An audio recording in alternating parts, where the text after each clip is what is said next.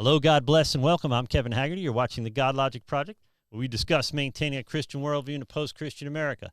Now, tonight, I don't have a guest. It's just me. Tonight, we are going to, I was just going to start to talk about 2019, building a podcast. Encourage you guys, if you want to start your own podcast, you can do it. You can do it. If I can do it, you can do it, because I didn't really even know how to use the computer too well when I started this whole thing, never mind all the software and hardware that went along with it.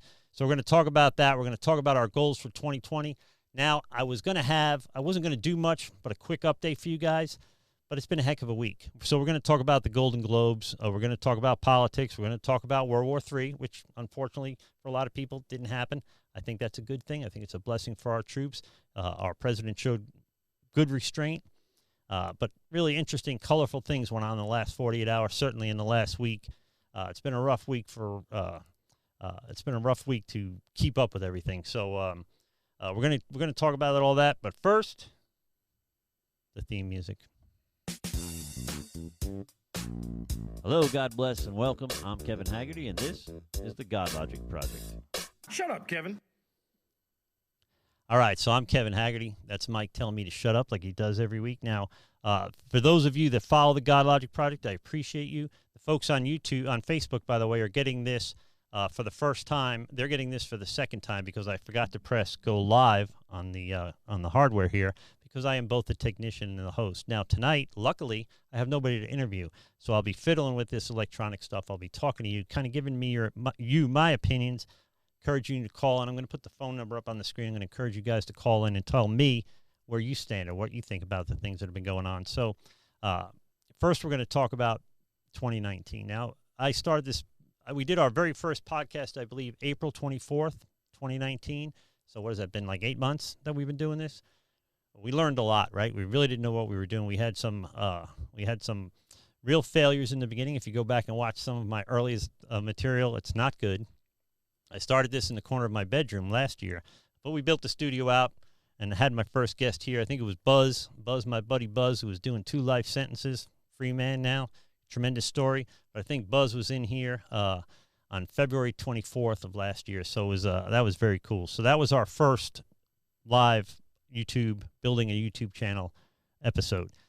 Things have gotten better. We've learned an awful lot. Now, a lot of what I do behind the scenes is learning software, learning hardware. I spent a lot of time this year, in the last couple of months, particularly learning keywords and SEO and learning algorithms, learning to understand and interpret the analytics. Now, the more people watch, the more statistics I get, the easier it is to understand. So I appreciate you guys tuning in, watching. If you haven't yet, please subscribe, ring the alert bell, let you know every time we put up new content.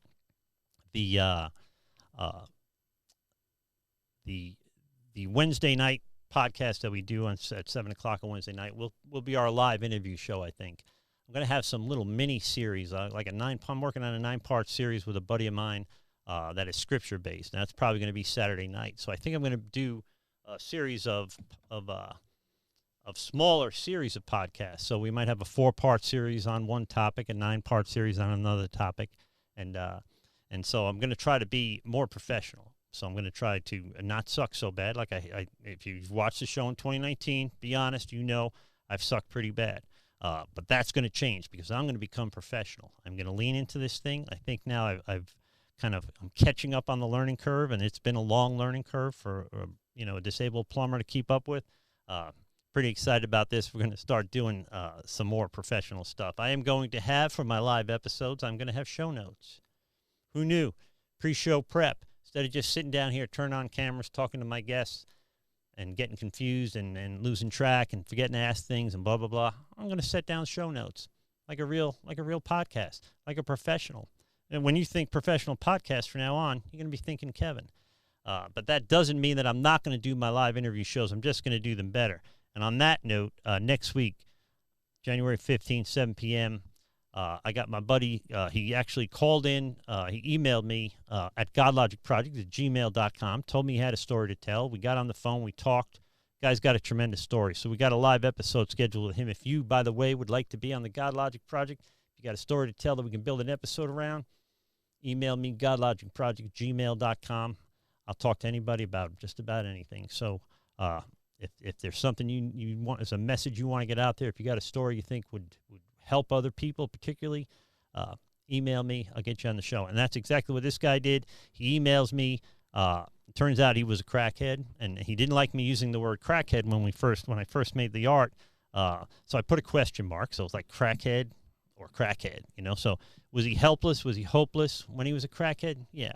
But there's always hope. There's always a chance for recovery, right? There's always salvation, even for the worst of us. This guy has done tremendous things, and in over 2 years he's been clean and sober. His life has really turned around. Not only is he doing the things he needs to do to stay sober and grow, but he's helping other people do the same thing. You can see he was locked up just a few years ago, looking like $1 million there in the picture right now.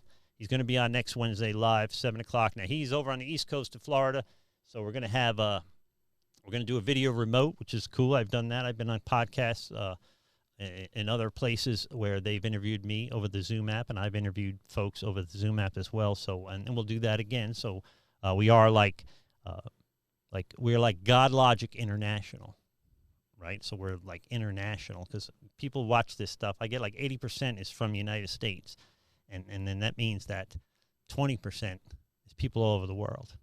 Now, obviously, they're probably Chinese spiders and bots or whatever the computer terms are. India, watching me, see what they can market to me, that kind of stuff. But you never know. Somebody could be watching it somewhere. I have family in Ireland. They could be watching it. I don't know. If you're watching in Ireland, call in. We're going to go, we're going to put up the phone line here in a little bit, and I'm going to fiddle around a little bit more with what we wanted to talk about, but we're going to talk about Ricky Gervais. We're going to talk about Ricky Gervais at the Golden Globes. He just blew up these woke Hollywood elite people.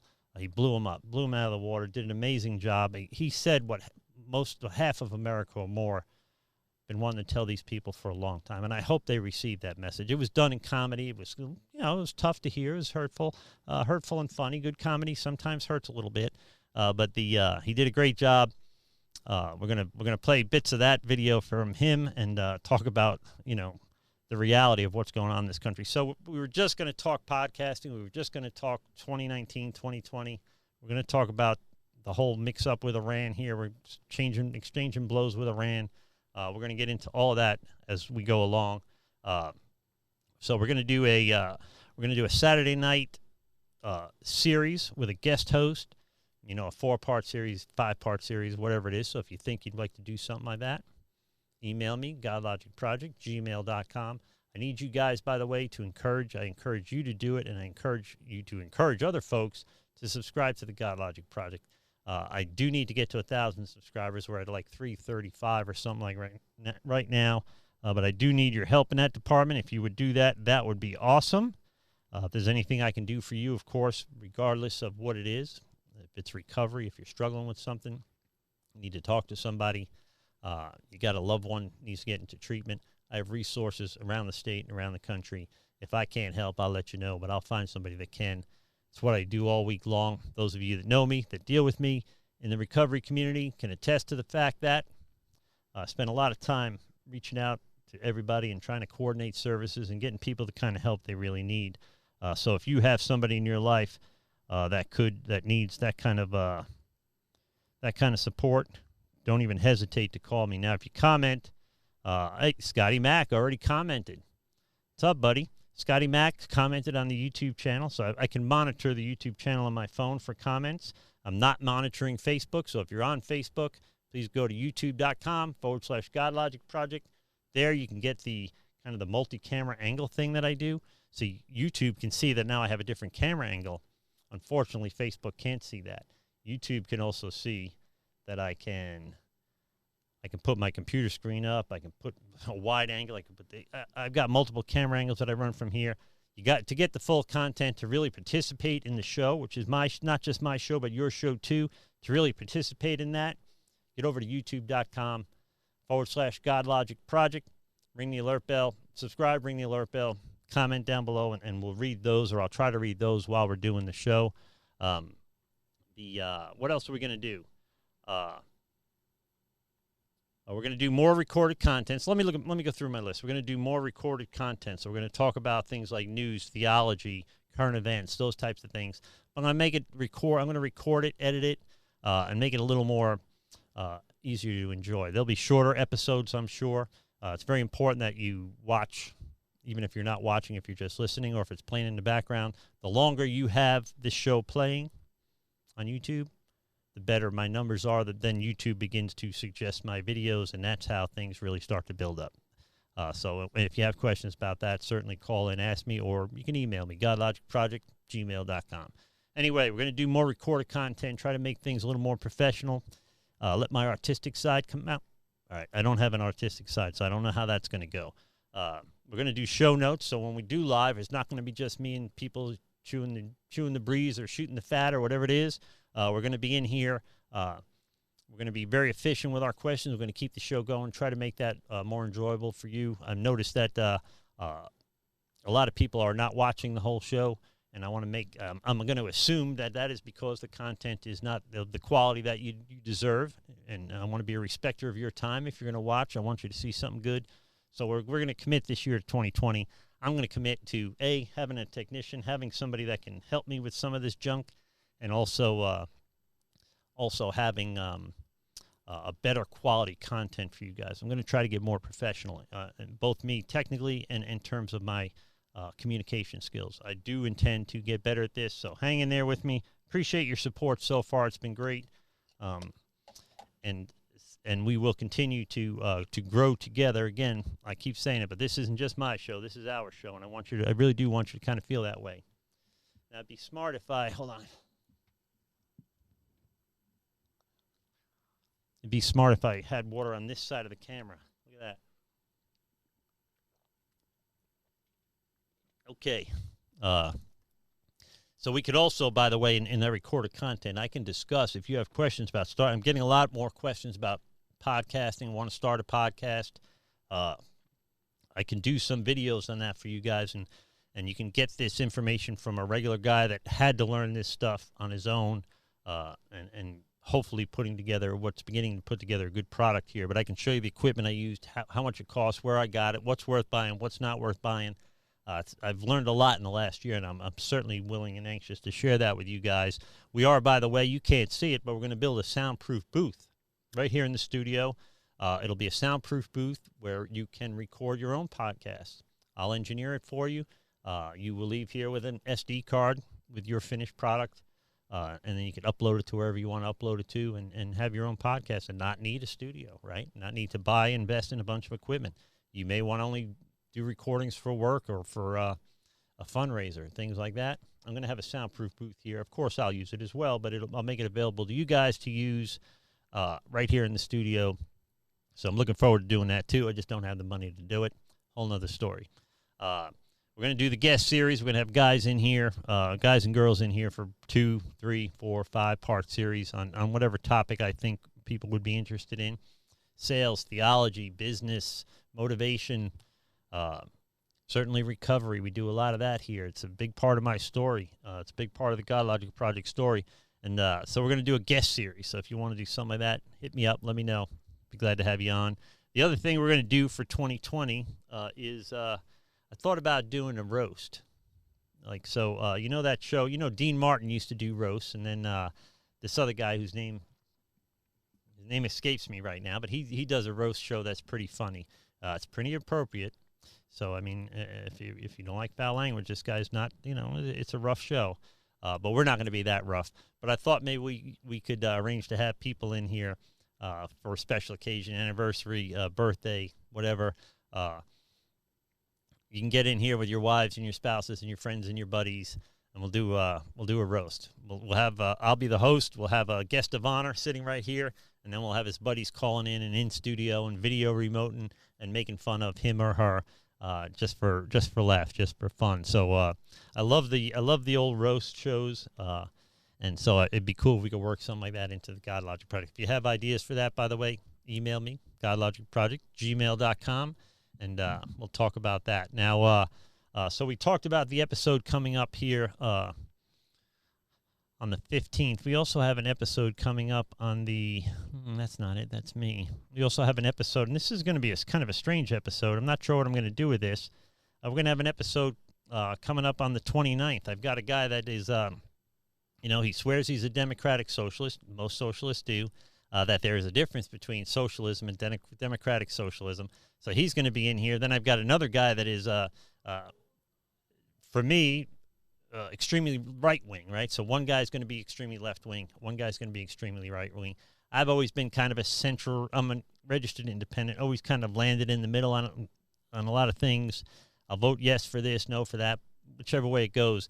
I got to tell you that the political environment in the last few years has driven me, I'd say the left has driven me towards the right, or the left has disappeared to the either further to the left and the right and just kind of came to me. But somehow I'm becoming somewhat of a conservative, and I don't think my opinions have changed very much, but where I land on the spectrum certainly has changed. And I suggest to you that it's because the left has, just headed for the sunset. They are gone. They're out there. Their socialism, I believe, is coming. By the way, you can tell by the title of this show. I say socialism is coming to America eventually, and I don't think we can stop it from happening. And we'll discuss it that night. I think there's a lot of things pointing in that direction, and I don't think there's anything you can do about it. I think it's coming. I think we're going to have that experiment in the United States. I hate the idea. Nobody would benefit more from socialism than me because I'm disabled. I'm on a limited income, barely get by every month. I have everything I need, but there's nothing extra, right? So if anything goes wrong, I could be in big trouble. I'd benefit from the free money guy, Yang. I'd benefit from student loans being forgiven. I'd benefit from a lot of things. It would be good for me. Social programs would be good for me in this season of my life, but it's not good for my country. That's why I'm not okay with it, and I'll make that case. But I think on the 29th, 7 p.m. live, we'll have the phones open. You'll be able to comment on that. We'll have a lot of fun, and we're going to talk kind of serious about it because I'm not. The more I think about it, the more I'm almost certain. Maybe by the end of my lifetime, we're going to be a socialist country for a while, and I think that will fail miserably. So a lot going on in the world. Speaking of politics, a lot going on in the world. Of course, Virginia, if you're not following it, Virginia is having a Second Amendment showdown with the now Democratic or left-wing government of Virginia. They have the Democratic governor, Democratic state senate. They are going to implement some of the strictest gun laws in the country. They're voting on it this month, I believe, and then they are literally going to go. They say they're willing to go and take guns away from people in Virginia. Now, I don't know if they've read many history books, but Virginia is a very special place in United States history. So most of our forefathers, most of our big forefathers were Virginians, right? So Thomas Jefferson, George Washington, those guys, Virginia was the epicenter of the birth of the United States, of the colonies. That's kind of where it all started. And then, of course, during the Civil War in the 1860s, Virginia played a major role in that, right? Right on the border of Washington, D.C. Robert E. Lee, all the great generals were all in the Confederate generals, and they were all from Virginia. So it's amazing to me that this showdown, which is not getting a lot of attention in the mainstream media, this showdown is going to happen in Virginia, where you have people that live around the colleges or live around the Washington, D.C. kind of metro area. They are very blue enough to have taken over both houses of government in the state, so they could have used the Electoral College because there's people, the vast majority of people in Virginia live around the Washington, D.C. and the colleges, and they tend to lean left. In this case, pretty far left, it sounds like. But then the rest of the state are just regular people. They want their privacy. They want their guns. They want to be left alone. Doesn't look like that's going to happen. So if you're not following what's going on in Virginia, it's crazy, and I would follow that. Now, Ricky Gervais. We'll talk a little bit about Ricky Gervais because this was I didn't see this coming. So I have I just watched Ricky Gervais in the last few months on Coffee and Cars with Comedians with Jerry Seinfeld, whatever it's called, and Ricky Gervais was on there, and he did not seem to me to be any different than any left-wing famous guy, right? So he's a funny guy. I love the guy. I love a lot of people, very talented people on the left. I just don't agree with them politically, and I'm developing a real concern for their political views. So to see Ricky Gervais kind of unload at the Golden Globes the other day was absolute insanity. I was shocked. It was amazing to me. So I queued up right here. This is from the Washington Post. Let me see. This is the Washington Post. I'll put a link for this video in the description down below. We're only going to show a bit of it, so fair use. I want you guys to check this video out at the Washington Post YouTube page, and but here's a little snippet of what he said, and this is just funny. If you do win an award tonight, don't use it as a platform to make a political speech, right? You're in no position to lecture the public about anything. You know nothing about the real world. Most of you spent less time in school than Greta Thunberg. So, if you win, right, come up, accept your little award, thank your agent and your God, and...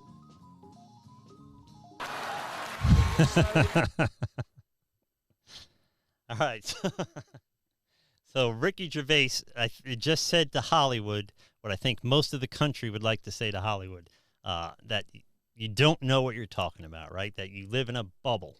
And now the truth is we all kind of live in bubbles now. Our bad ideas sound like good ideas because the only people we ever talk to about them are people that are like-minded, right? So I tell people all the time when I preach or when I teach to beware of any ideology that flourishes in the darkness but withers in the light. So if your opinion, if what you believe, if what you hold dear cannot be held up to rational debate and public discourse, civil discourse, there's some problems with that, right? So when you have a bunch of socialists talking about socialism in a vacuum, it sounds like a great idea. When you have a bunch of Hollywood millionaires talking about the plight of the average man, it's bizarre, right? They probably don't know what it's like to worry every week about how they're going to feed their kids or how they're going to keep the lights on or if the car breaks down, how they're going to fix it. I mean, they talk about the environment, and they fly around in private jets to all their events. So there's an hypocrisy there. That it really grinds on average Americans and grinds on me, and it probably grinds on a lot of you.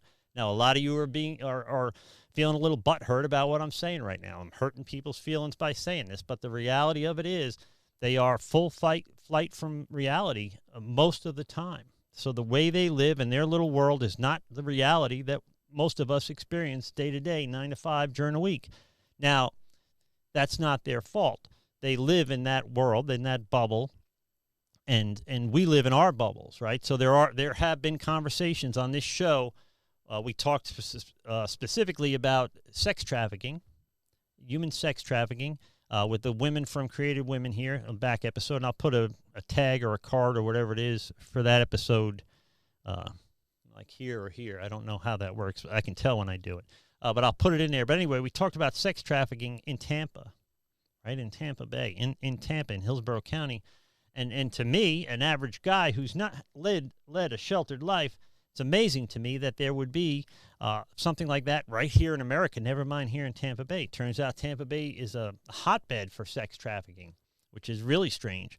But you think of sex trafficking, you think of Russia, Albania, maybe Southeast Asia and those areas. You don't think about it here in the United States, and it's a tremendous problem. So even though I don't live a sheltered life, I don't turn in those circles, and this was amazing to me to hear these women, one of whom I'd known for years, talk about this. I was shocked. I was absolutely shocked. So we all live in bubbles, right? And that is kind of the point of the Godlogic Project, is that we step out of our bubbles, I want to encourage you guys to talk about these things. I want to trigger conversation. I don't want to trigger in conversation in that I upset people necessarily, but sometimes we need to be upset. And here in 2020, get used to being upset because things are changing. Positions are softening. We see this in the Golden Globe Awards. We're going to be forced to talk about these things. We're going to be forced to have civil discourse. We're going to have to be thick-skinned. We cannot be offended by everything that we hear. As a Christian, as a pastor, I can be offended every day if I choose to be. So I've never watched a TV show. I've never been to a meeting or a church function. I've never watched a lecture or sermon on YouTube where I couldn't have been offended if I wanted to be. Right? There's always an opportunity to be offended in life. We, as adults, as Americans, as adults, have to understand that because we don't agree with each other doesn't mean we hate each other. And this is a thing that has been taught in our universities, I believe, for the last 20, 40 years, and it's now manifesting itself. And so that's some of the stuff we're going to talk about,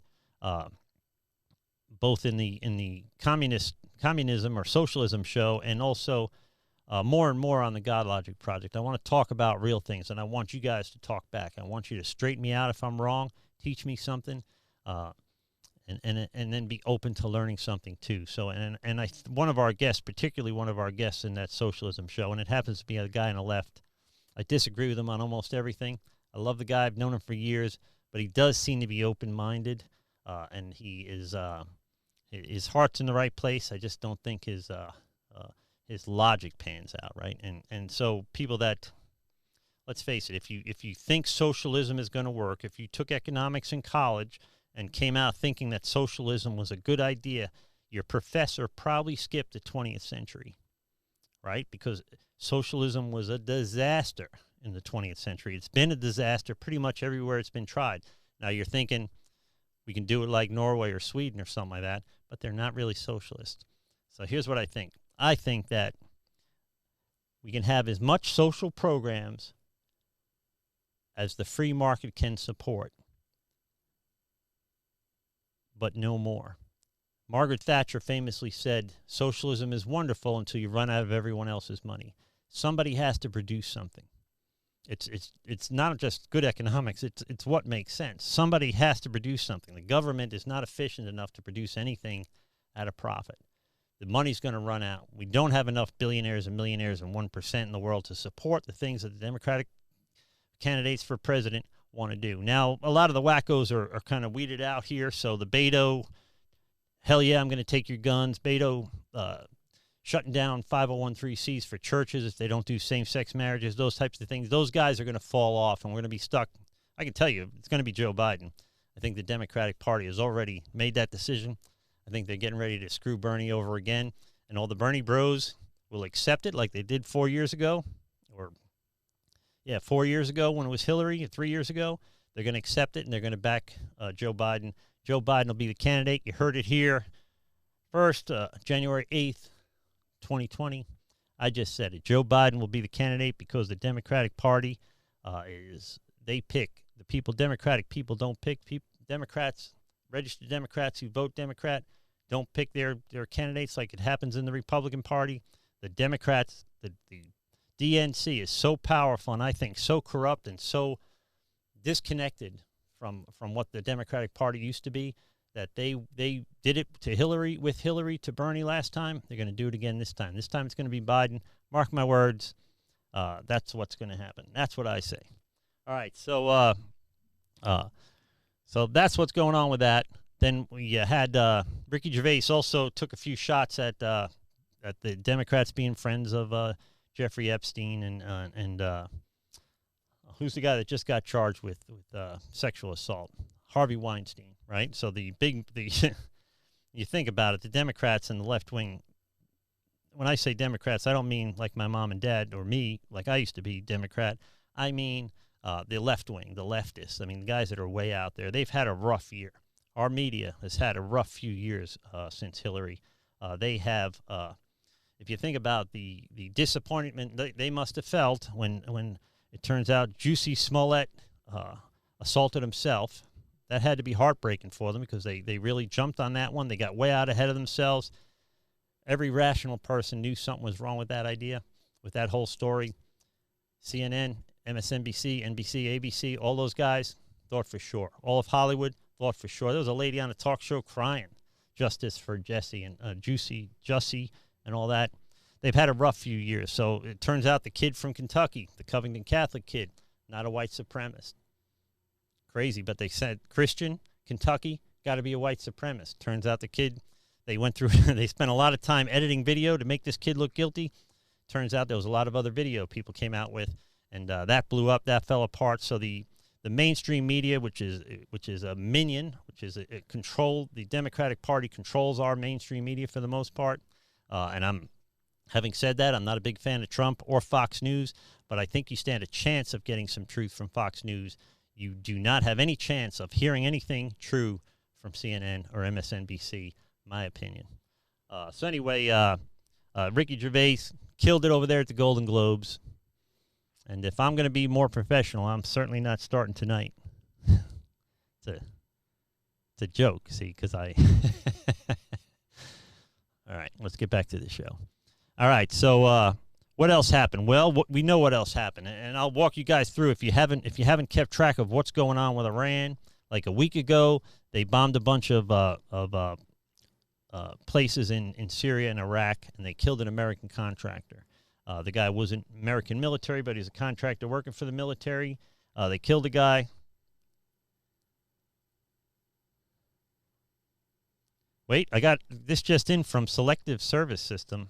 Hey, son, want to go? What the heck? I'm not reading that on the air. Okay, Father, I'll stop joking around. So somebody thinks I'm a priest. I'm a pastor, not a priest. But thank you, by the way. And no, I don't want to go clapping some Iranian girl cheeks. I'm not even sure what that means.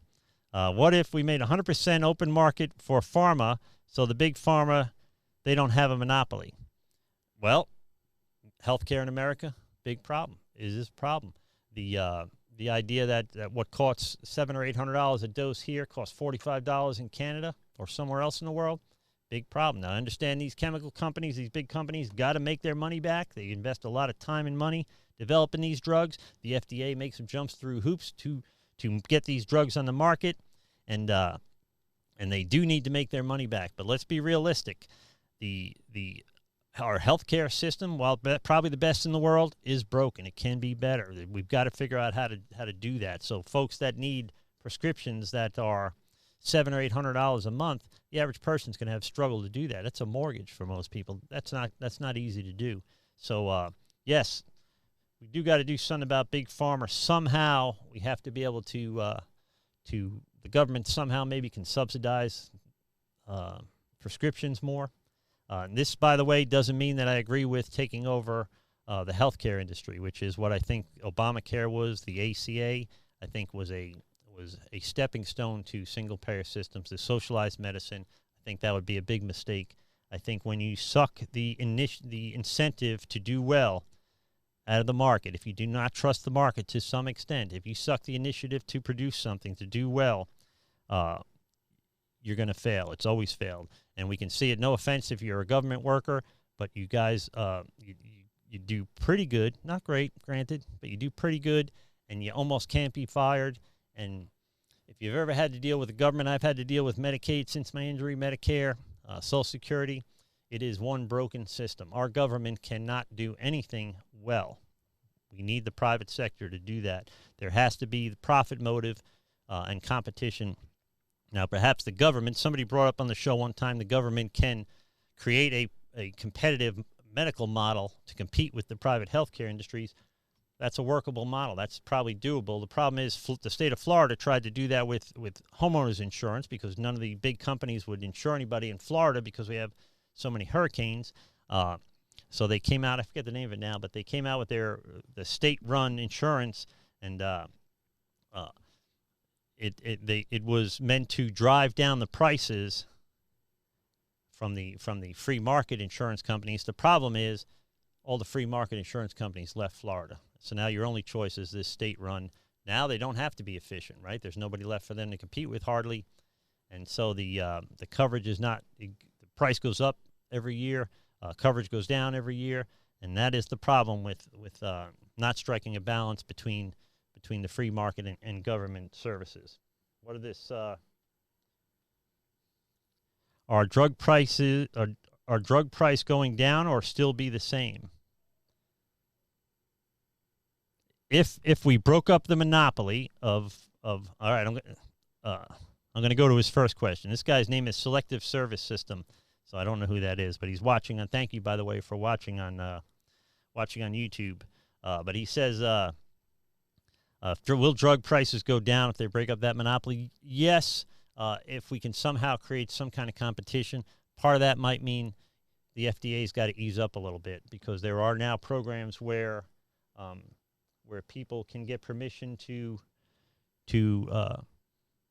use drugs in America that they can get in other countries that are not approved by the FDA, but they can take it at their own risk. I think if somebody is terminal, if they're going to die anyway, and it sounds crazy, but if they're going to die anyway, they should have the right to try anything. And that I think is a big problem, right? So I think we got to figure out somehow, some way of opening up the market for competition.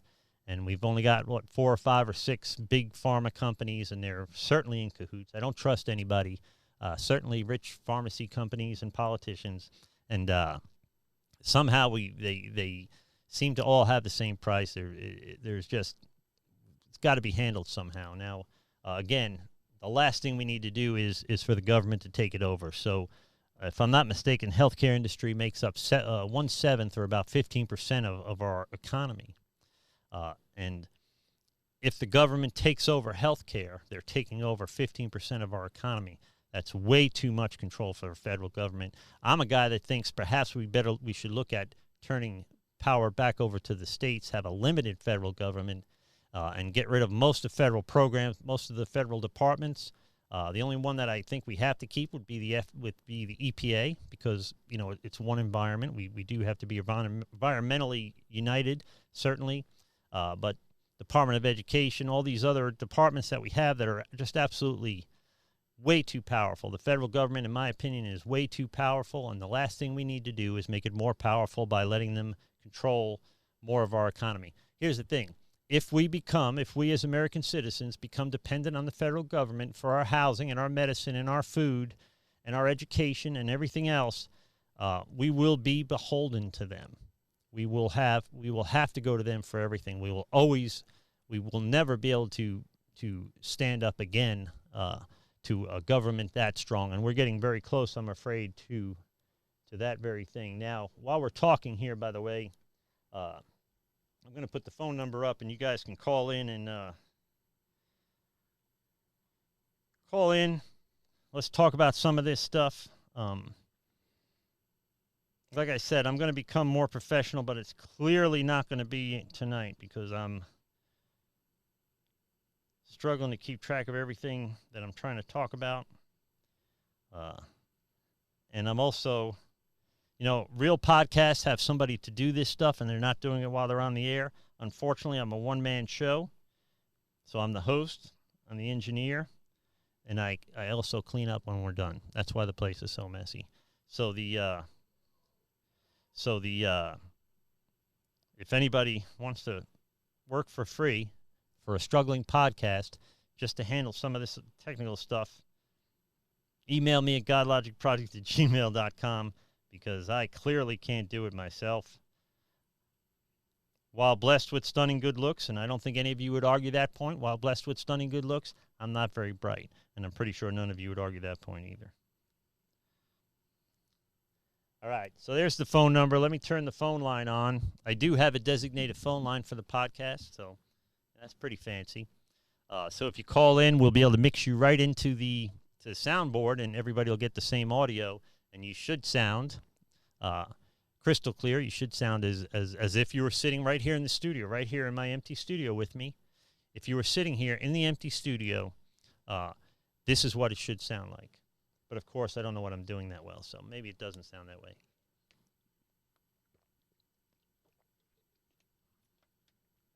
So if you want to call in, you want to straighten me out, you want to agree with me, disagree with me, that's fine. I'm glad to do it. Remember always that this is a Christian show. If things get too out of control, and I tend to push the envelope as a Christian for sure. If you know me, you know that's true. But if we get disrespectful, if we get hateful, I'm going to hang up on you. Now, it's a live show, so there is no 7-second delay. So, if you hear something you don't like, I apologize. I'll mute them, cut them off, whatever I got to do. But call in 727-600-5837. Call in. Let's talk about it. And in the meantime, I'll be waiting for that phone to ring. Did I turn the phone on?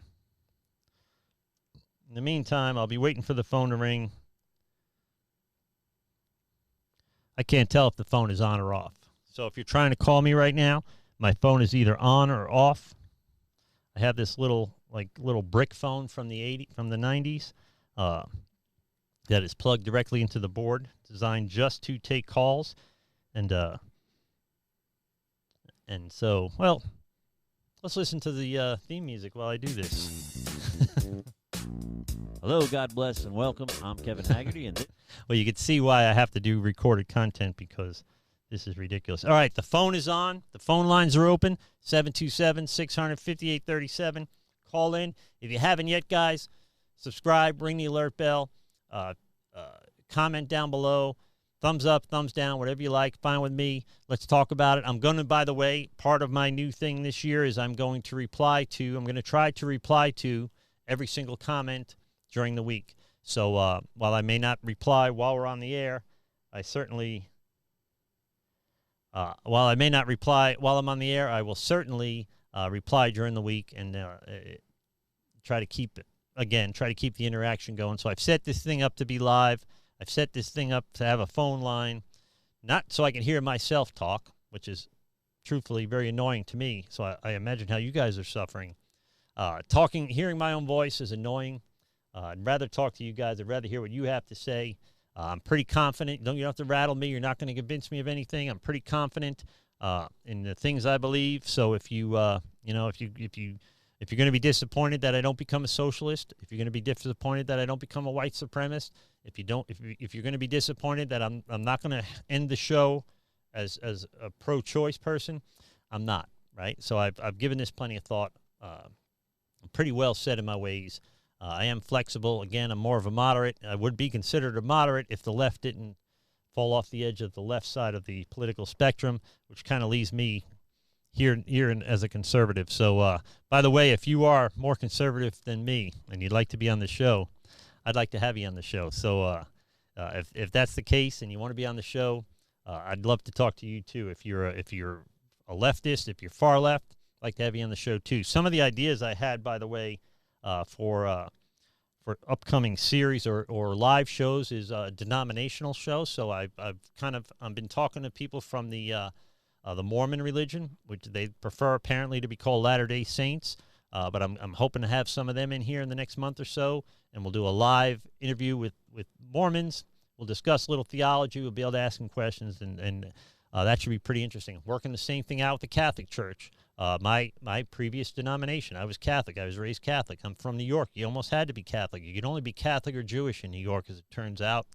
We're going to have some people that are educated in their denomination. And if you, by the way, are educated in your denomination, if you are committed to your doctrines and your theology, and you're knowledgeable about it, email me, godlogicproject@gmail.com. Love to have you on the show. Love to talk to you about it. But I want to do a few different series on the different denominations that are available. Of course, the big news right now is the United Methodist, one of the largest denominations. I think the largest Protestant denomination in the world, is dividing up. It's dividing in half over the topic of same-sex marriage and having openly gay pastors leading churches. So they could not come to an agreement on that.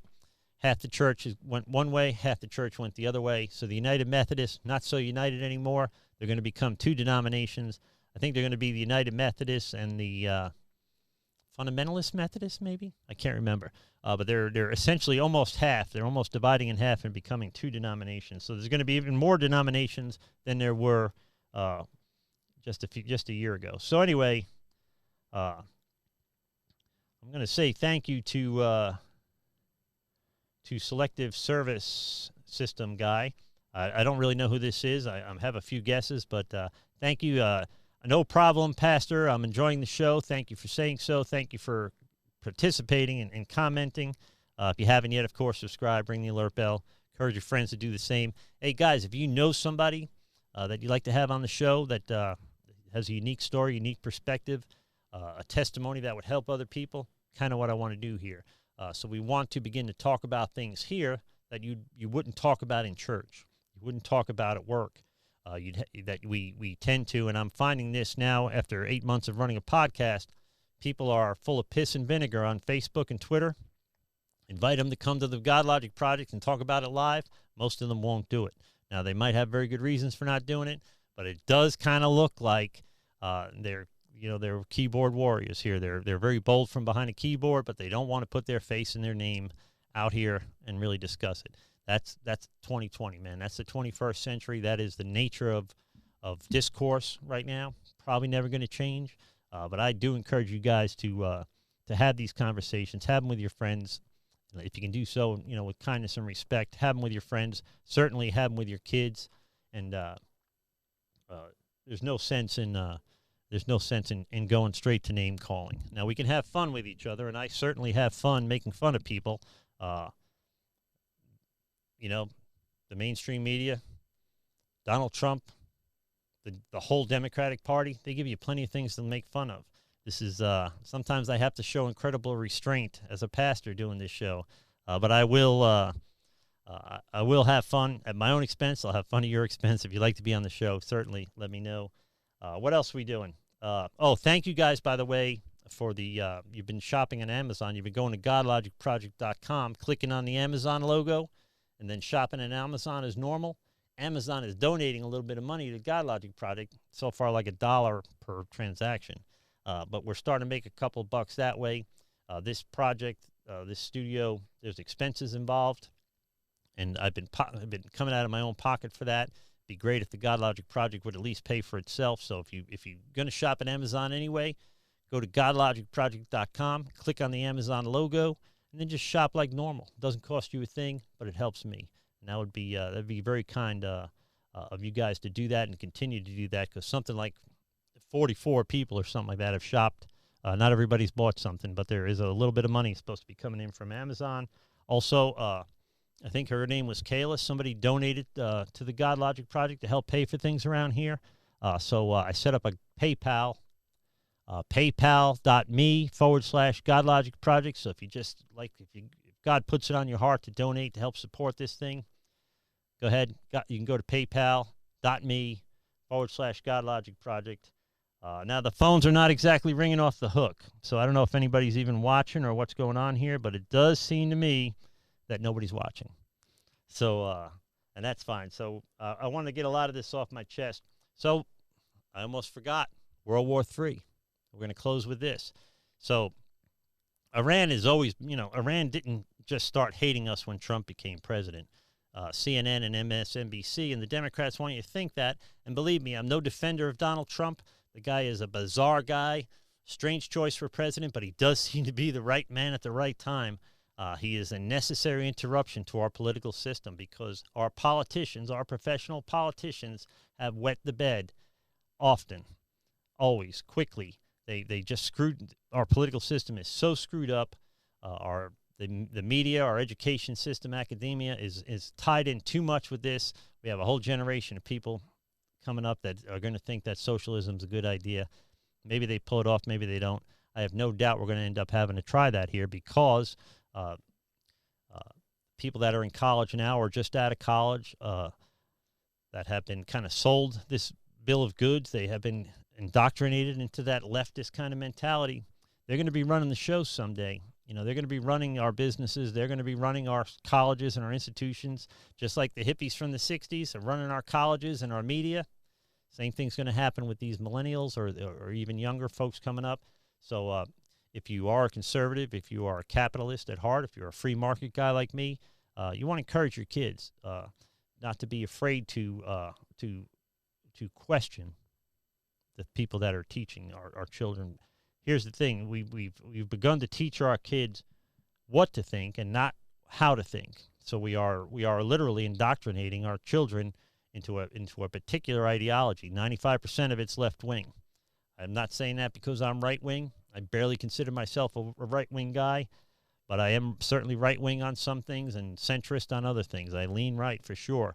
But these kids, we're turning our kids over to a strange process, an indoctrination process, where they're coming out with very left-wing ideas. And the proof is most of the people that lean to the right are high school educated, working class, welders, plumbers, electricians, that kind of thing. And most of the people that lean left, majored in gender studies. They can't find a job now. They're baristas at Starbucks. They have my friends, people that I've known my whole life that have gone through university, the university process, right? They've got 4-year degrees or masters or higher. They are all, to a man, left-wing, and they all agree lockstep with each other. And this takes us back to the Iran thing, and this we'll close with this. So Iran they've been bombing us and causing trouble certainly since 1979 when they took 444 hostages for 52 days. You all know the story.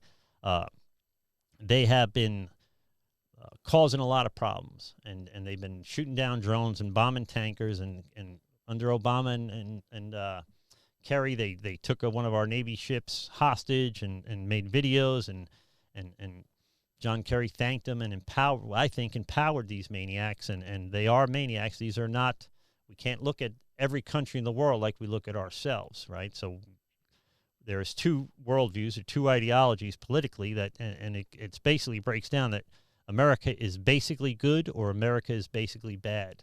People on the left tend to think that America is basically evil, and people on the right tend to think America is basically good. Not that they don't, there isn't a mixture of both. I just call it as I see it. That's what I see. That's how we break down politically. I'm a guy that thinks America is basically good. So that would put me on the right. That would make me a conservative. We have, so Iran's bombing, shooting down drones, causing trouble. They're not unfamiliar with this. This is kind of their way, right? The largest state sponsor of terrorism in the world, and you cannot separate their government from terrorism. They are a terrorist government. So we can't treat them like we would treat France or Germany or even Venezuela or any other country for that matter. They are intricately tied. They are a theocracy that is based on terrorism. This is what they do. So anyway, and not all, that doesn't mean all Iranians are bad people. In fact, most of them are good people. But the people running the show, they're terrorists. There's no gray area. That's the story. So so they're causing a bunch of problems. Well, they ended up killing an American contractor a week ago. Then they, of course, raided our embassy, like a repeat of Benghazi, and they didn't get into our new embassy in our super-duper fancy embassy in Iraq. They didn't get in, but they set fires, broke bulletproof glass eventually. They didn't get in. Trump sends in a bunch of Marines, helicopters, one way or another. The whole party breaks up. They're calling them protesters. I'm calling them terrorists, whatever.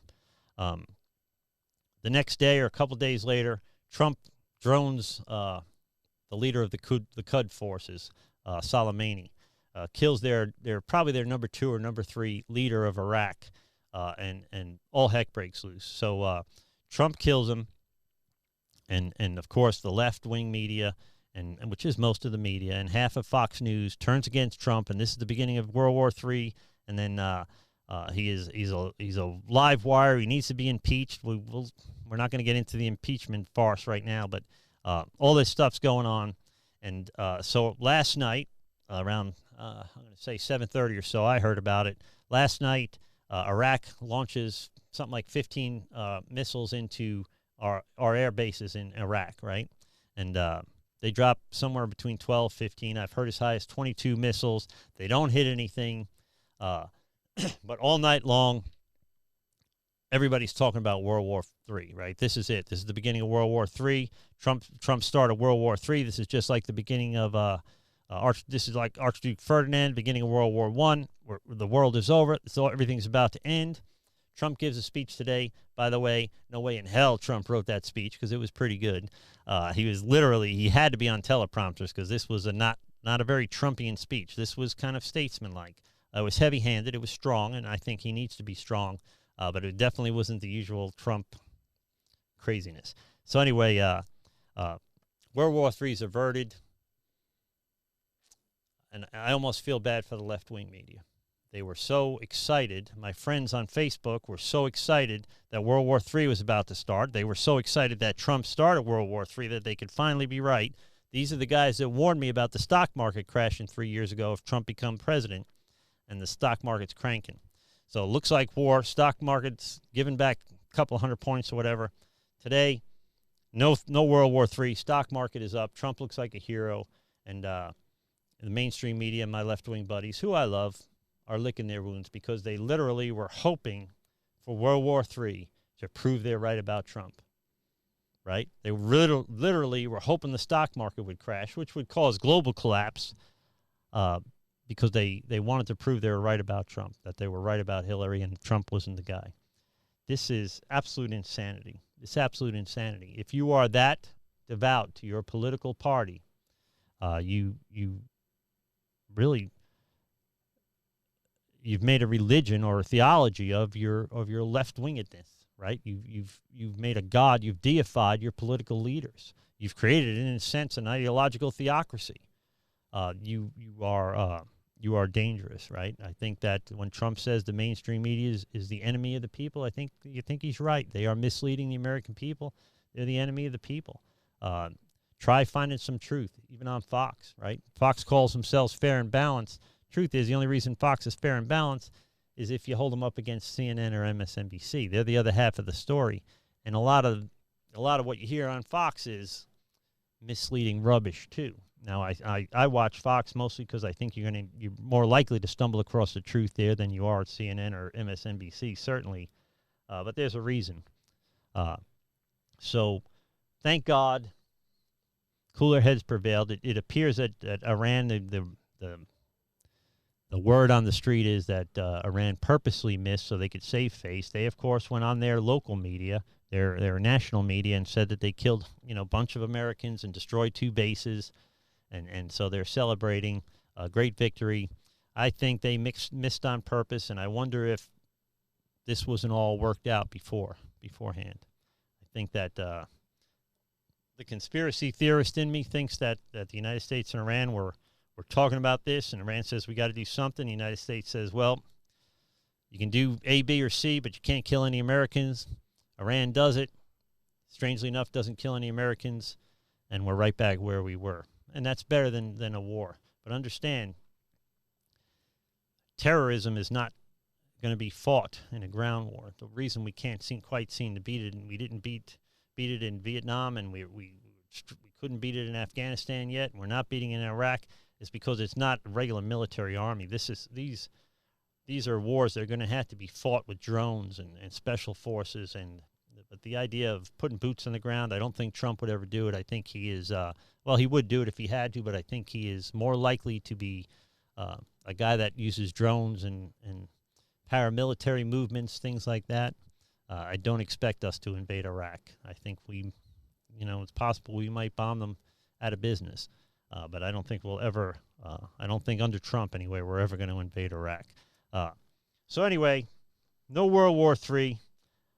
I poke fun at the Democrats, but they give me plenty to poke fun at. I poke fun at Trump because it's bizarre to me still after 3.5 years that he's our president, or 3 years, however long it's been. But he's doing a good job. Can't argue he's not. I mean, the unemployment's good, the economy's good, everybody's doing well. Most of what people don't like about Trump is made up. It's fantasy. I don't think he's a white supremacist. I think he's the guy from New York that says what he thinks. I think the woke left got coddled into a false sense of security when Obama was president. They thought for sure that Hillary would be president. They probably thought they'd never lose again, and they lost. That's tough. So they blame it on the Russians. They blame it on voter fraud. They blame it on voter suppression. Not the Republicans use the voter fraud thing. They use voter suppression. Ukraine did it. Russia did it. Everybody did it.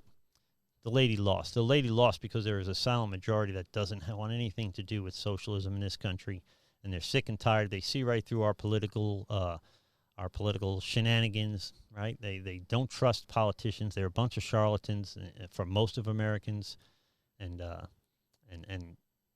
Democrats didn't get out to vote, and these people that were sick and tired of the Democrats did get out to vote. And boom, Trump's president. And he's going to be president again because the Democrats have brought nothing to the table to change that. That's what I think.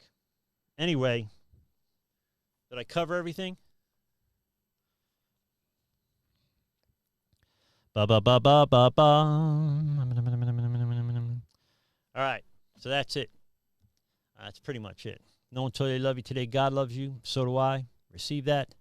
Be blessed, and we'll speak soon. Thank you.